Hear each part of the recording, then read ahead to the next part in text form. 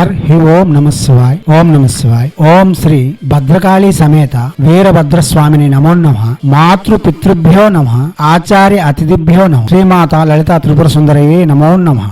శివశక్తి స్వరూపులారా, మనం యక్షిని ఉపాసనలు వరుస క్రమంలో చెప్పుకుంటూ వస్తున్నాం. యోగిని యొక్క ఉపాసనలు కూడా వరుస క్రమంలో చెప్పుకుంటూ వస్తున్నాం. రెండు యక్షిని ప్లేలిస్ట్ లోనే ఉంటాయి. మీరు ప్రసంగములను విని అవగాహన పెంచుకొని జపములకు ఉపక్రమించండి. యక్షిణులు మహాశక్తివంతంగా ఉంటారు. మన కోరికలను తీర్చగల దేవతల వలె ప్రకటితమై ఉంటారు. మన మనసులో లోతుల్లో దాగి ఉన్న కోరికలు సైతం తీర్చుకునేందుకు యక్షిని సాధన చాలా వరకు ఉపకరిస్తుంది. ఎందుకనగా తల్లి రూపంలో చూస్తున్న దేవతకు మన చీకటి కోణంలో ఉండే కోరికలు చెప్పుకోలేం. అటువంటి వారు యక్షిని ఉపాసనలు యోగిని ఉపాసనలు చేసి వారి యొక్క మనస్కామ్యములను తీర్చుకోగలరు. అయితే తప్ప ఒప్ప అన్నది ధర్మ శాస్త్రమును అనుసరించి ఉంటుంది గాని సాధనా శాస్త్రంలో దానిని అనుసరించదు. మనిషిగా పుట్టాము, మరల మానవ జన్మ లభిస్తుందో లేదో, కాబట్టి ఏమి చేయాలన్నా ఈ జన్మలోనే చేయాలి. ఈ జన్మను సార్థకత సద్వినియోగం చేసుకోవాలి. అంటే ముందు మన మనసులోని కోరికలను చంపాలి, లేదా అవి తీర్చుకోవడానికి ప్రయత్నమైన చేయాలి. ఆ కోరికలను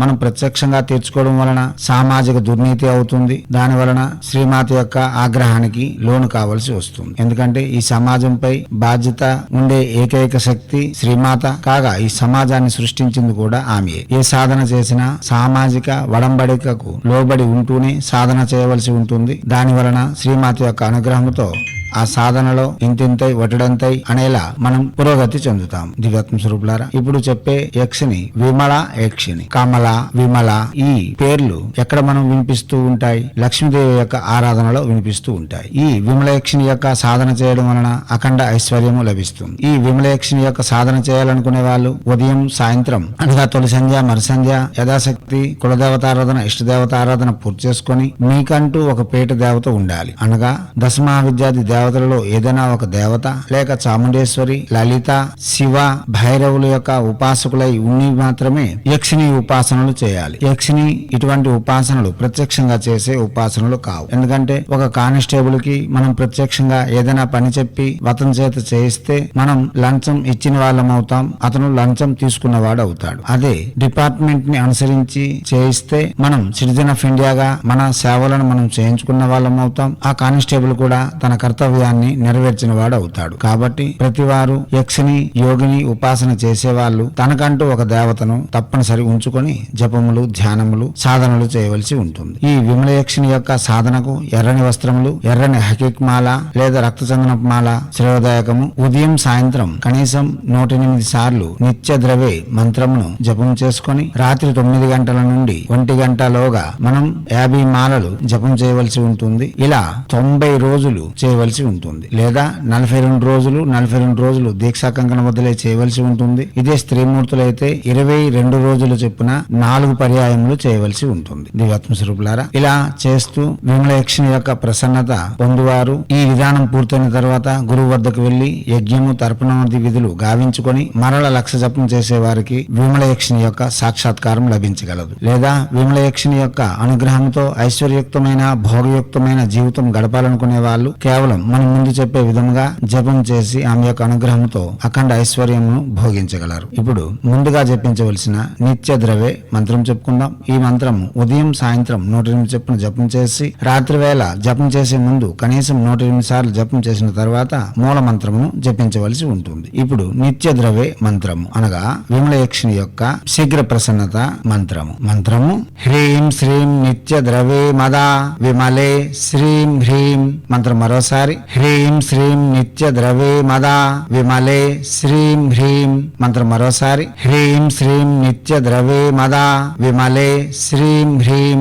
ఇప్పుడు చెప్పిన మంత్రము మనం తొలి సంధ్య మరుసంధ్య కులదేవత ఆరాధన పూర్తి చేసుకున్న తర్వాత లక్ష్మీదేవికి యథాశక్తి పూజిస్తూ 108 చొప్పున ఈ మంత్రం జపించి మరల రాత్రి 9 గంటల తర్వాత అనగా రాత్రి వేళ చేసే జపంలో ఒక 108 సార్లు ఈ మంత్రమును జపించిన తర్వాత మూల మంత్రమును జపించవలసి ఉంటుంది. ఇది మంత్రం 50 మాలలు జపం చేయాలి. సుస్నాతులై ఉంటూ శుచి శుభ్రతలు పాటిస్తూ దీక్షా కంకణ బద్దులై ఎర్రని వస్త్రములు ధరించి ఉత్తర అభిముఖంగా కూర్చొని జపం చేయవలసి ఉంటుంది. విమల యక్షినికి పీఠం అమర్చి దానిలో షట్కోణ యంత్రం రాసి మధ్యలో హ్రీం బీజం గాని శ్రీం బీజం గాని రాసి మనం ఆహ్వానం చెబుతూ షోడశోపచార పూజ చేసి మంత్రమును జపించవలసి ఉంటుంది. ఇప్పుడు విమల యక్షిని యొక్క మంత్రము ఓం ఐం హ్రీం శ్రీం విమలే ఐం హ్రీం శ్రీం క్లీం స్వాహ. మంత్రం మరోసారి ఓం ఐం హ్రీం శ్రీం విమలే ఐం హ్రీం శ్రీం క్లీం స్వాహ. మంత్రం మరోసారి ఓం ఐం హ్రీం శ్రీం విమలే ఐం హ్రీం శ్రీం క్లీం స్వాహ. దివాత్మ స్వరూపులారా, వాచక జపమే చేయాలి, మానసిక ఉపాంశ జపం పనికిరాదు. ప్రసంగములను వినండి, అవగాహన పెంచుకోండి. ఎటువంటి తొందరపాటు నిర్ణయాలు తీసుకోకుండా యక్షిణులు, మహాశక్తులు, యోగినులు వాటితో సంపర్కము లేక వాటితో వ్యవహారము చాలా ప్రమాదకరమని చెప్పుకోవచ్చు. గాని నేర్చుకున్న వారికి, నేర్పరులకు, సాధకులకు అది సులభము, సాధ్యము. కాబట్టి పాముతో చెలగాటము, అగ్నితో చెలగాటము ఎలాగైతే ప్రమాదకరము, వీరితో కూడా అలానే ఉంటుంది. వాహనం అధిరోహిస్తే మనకు ప్రమాదం, గాని వాహనం అధిరోహిస్తే వేగంగా చేరుకుంటాం. ఎలాగైతే మన ఆవశ్యకతలను అనుసరించి వాహనములను వినియోగిస్తున్నాము, ఈ యక్షిణులు, యోగినులు, పిశాచినులు కూడా అలానే వాడుకోవాలి తప్ప ఎటువంటి పరిస్థితిలో కూడా చులకనగా చూడడం లేక హేళనగా ఉండడం, అవహేళన కావడం అన్నది చాలా ప్రమాదకరం. ఇవన్నీ అర్థం చేసుకొని సాధనలు చేస్తూ ముందుకు పోతే మీకు ప్రతిదీ సిద్ధింపబడుతుంది. కాగా ఒకసారి మనం ప్రయత్నించిన తర్వాత ఒకవేళ దానిలో ఎటువంటి నిదర్శనములు మనకు కనబడకపోతే మన గురువు వద్దకు వెళ్లి కొన్ని రోజులు సాధనలు నేర్చుకొని తర్వాత మనం పరిపూర్ణంగా చేయవలసి ఉంటుంది. ఉన్నాయి మనకి తప్పనిసరి అనుగ్రహిస్తాయి, దీనిలో ఎటువంటి సందేహం లేదు. దివ్యాత్మ స్వరూపులారా, చేయండి, చేసి తగ్గ ఫలితం ఉంటుంది. ఎనలేని ఆనందములతో మనోవాంఛ పరిష్కార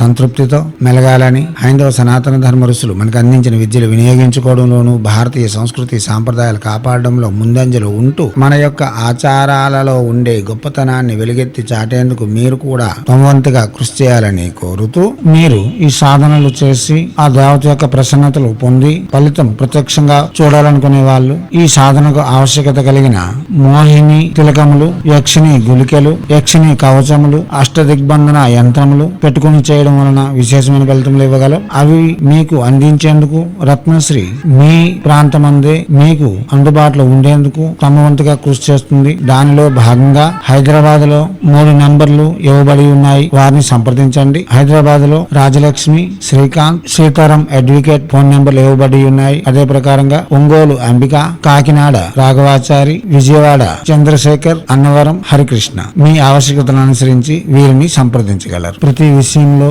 మా వంతుగా శక్తి వంచన లేకుండా కృషి చేస్తూ మీ సాధనలకు మా వంతుగా సహాయం అందించాలని, ప్రతివారు సాధకులుగా మారి శక్తులను పెంపొందించుకోవాలని నిరంతరం కోరుతూ మీ సాధనలకు కావలసిన యజ్ఞ యాగాదులు, యంత్రాది విధులు అందిస్తూ నిరంతరం మీ సేవలో రత్నశ్రీ హిందూ సేవా సమాజ్ ఆచార్య భీమసింగ్ రాయ్ కుమార్ ఆఫ్ నిఖిలానంద సాగర్ మహారాజ్.